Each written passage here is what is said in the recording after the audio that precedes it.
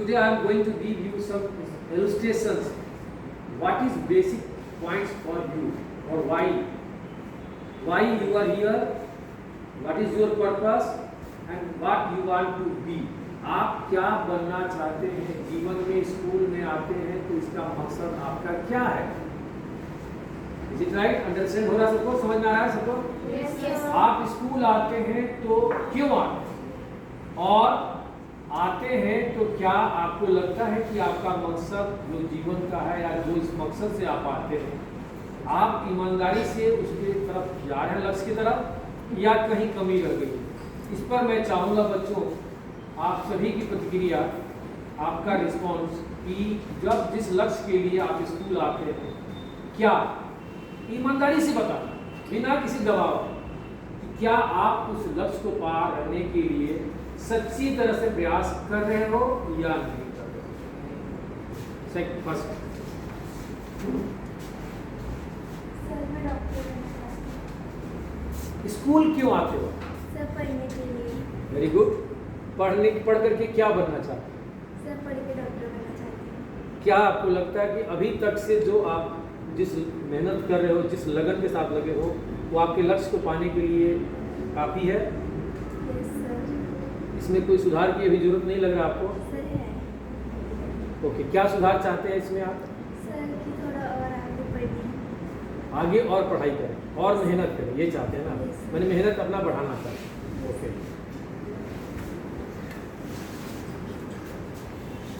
आप स्कूल क्यों आते हैं? मास्क हटाइए.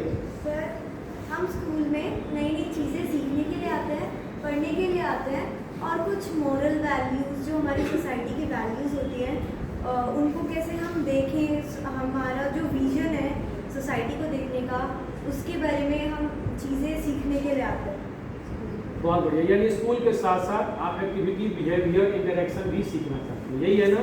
बहुत बढ़िया, बहुत बढ़िया. जीवन में आप बनना चाहते हैं? Yes sir. क्या बनना चाहते हैं? सर मैं यूपीएससी क्लियर करके आईपीएस बनना चाहती हूँ, और मुझे लगता है कि मुझे अभी इम्प्रूवमेंट की ज़रूरत है, क्योंकि मेरे मार्क्स मेरे लिए अभी मैं सेटिस्फाइड नहीं हूँ उनसे, तो इम्प्रूव करने की ज़रूरत है. Do you feel only marks is sufficient for your growth or something more?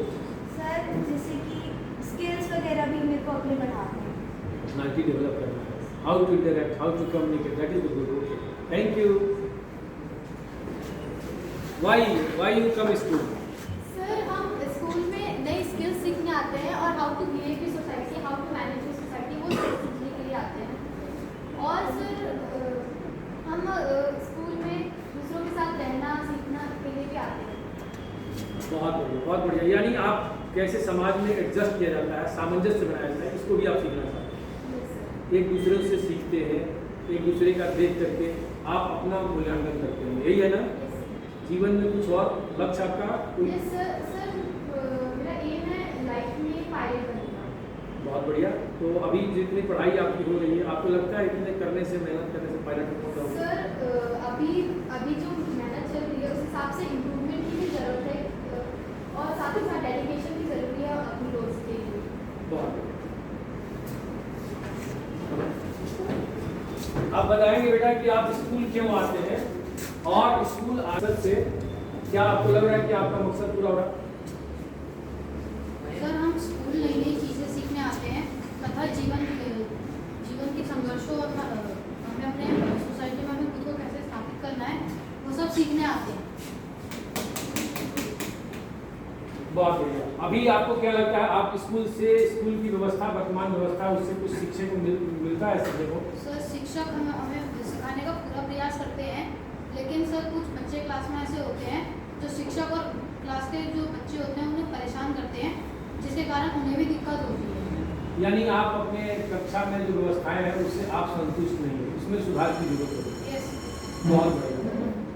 आप बताइए. सर हम स्कूल इसलिए आते हैं क्योंकि सर मैं सर बॉक्सर बनना चाहता हूँ, और सर पढ़ाई करना, और मेरा पढ़ाई पे सिर्फ 40% हुआ है, बॉक्सिंग पे 60%. और सर मुझे ऐसा लग रहा है कि मैं अपने लक्ष्य पूरा कर सकता हूँ. अभी आप जो मेहनत, जिस लगन के साथ काम कर रहे हैं, आपको लगता है कि आपके लिए काफ़ी है अपने लक्ष्य को पाने? Yes sir. संतुष्ट है? Yes sir. बहुत बढ़िया. Yes. I come to school to learn things, how to time management skill, self management skill, and how to behave with others. That's the thing I came to school to learn. And sir, I want to become a doctor. Sir, the thing I need to improve is to increase my patient level, because I am less patient and I angry on easy times, and that's why I want to increase my patience level. बहुत बढ़िया, बहुत अच्छी बात. Big clapping for you. He is the first student among all of you who knows his weakness. Very frankly, he saw that कि मेरे अंदर में patience की कमी है. और बेटा बैठ जाइए. कि किसी भी व्यक्ति को जीवन में सफल होने के लिए धैर्य बहुत जरूरी है. धैर्य तो मेन चीज है.